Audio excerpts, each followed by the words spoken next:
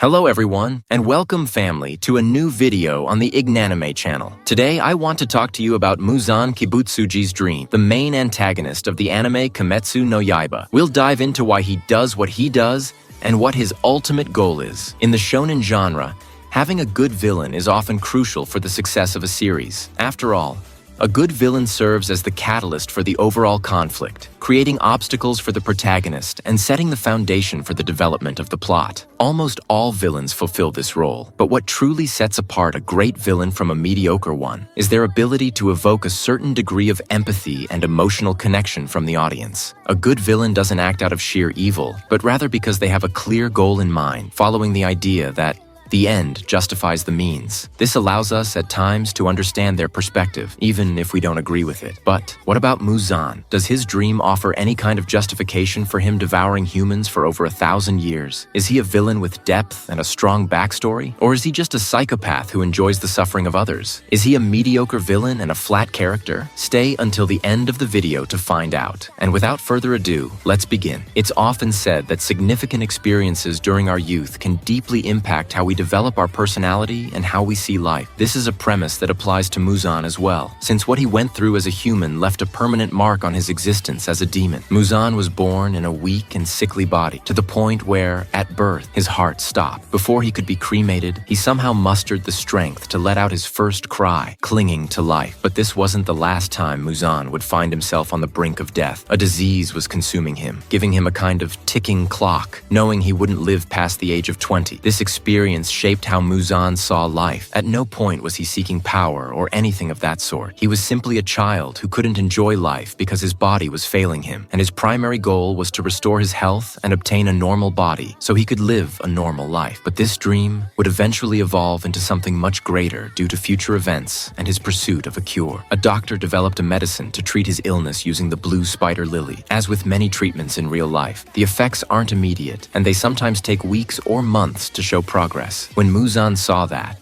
after taking the antidote, not only was he not getting better, but his illness seemed to be worsening. His impulsive nature as a young man led him to kill the doctor. Shortly after, he began to transform into a demon. This not only cured his disease, though it passed on to his descendants in the Ubuyashiki clan, but also granted him demon powers and an eternally youthful appearance. However, there were side effects. He now had to consume humans to survive, and he was vulnerable to sunlight. Once Muzan transformed into a demon, his dream and philosophy of life changed drastically. He realized that humans were fragile, and even if he had cured his illness, his body would have eventually aged, withered, and died. He saw that kind of existence as pathetic, but thanks to his transformation, Muzan believed he had escaped that vicious cycle called life, transcending into something superior. He could also grant part of his power to others who shared his vision and were worthy of it. And I say worthy because the demons, especially the upper moons, were individuals who had survived the transformation process, something that wasn't common, as many died in the attempt. This helps us understand why Muzan never had any qualms about devouring or killing humans. To him, humans were inferior, and he felt as much empathy for them as he would for a mosquito. From his perspective, he was a more evolved being. Humans were going to die anyway, and they accepted that fate, which made them even more inferior. With all of this in mind, we see how a concept emerged in Muzan's thoughts that would guide his actions for over 1,000 years. Perfection is in the perpetual. His dream became to be eternal and unchanging. In his eyes, Muzan was almost perfect, bordering on the divine, to the point where he was revered by his demons. But he couldn't reach true perfection because he still had weaknesses. For a time, the night belonged to Muzan, showing off his abilities and easily defeating demon slayers. But everything changed the day he faced Yoriichi. The only reason he wasn't killed was Yoriichi's lack of knowledge of Muzan's abilities. Until then, no one had survived a fight with him, and no one had ever come that close. Still, Muzan's defeat was total, and he was mere seconds from death. This made the fear of death, which had disappeared for a time,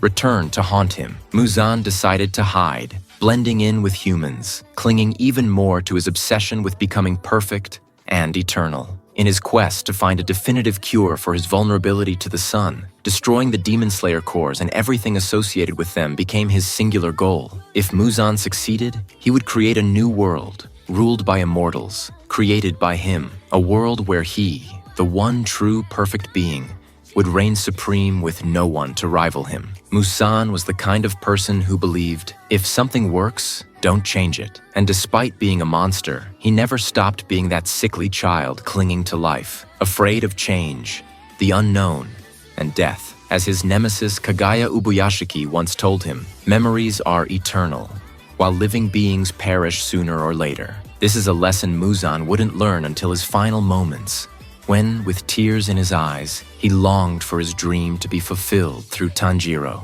But in the end, Muzan realized that there is something far worse than physical death, and that is being forgotten. A fate not caused by disease, but by his own decisions. And that's all for today. If you enjoyed the video, don't forget to like and subscribe, and I'll see you in the next one.